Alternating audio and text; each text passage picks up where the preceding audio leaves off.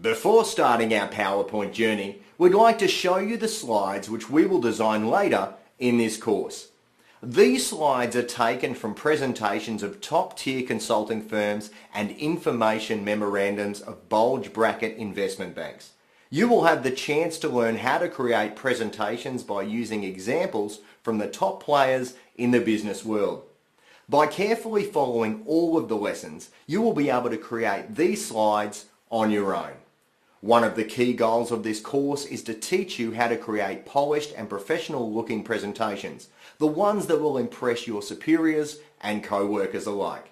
We will start by introducing some of the basic PowerPoint tools and features.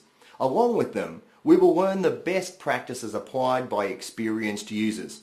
This section is fundamental for beginners and inexperienced PowerPoint users, as it will allow them to learn how to use the program's main functionalities. It can be very important even for those of you who already have experience as well.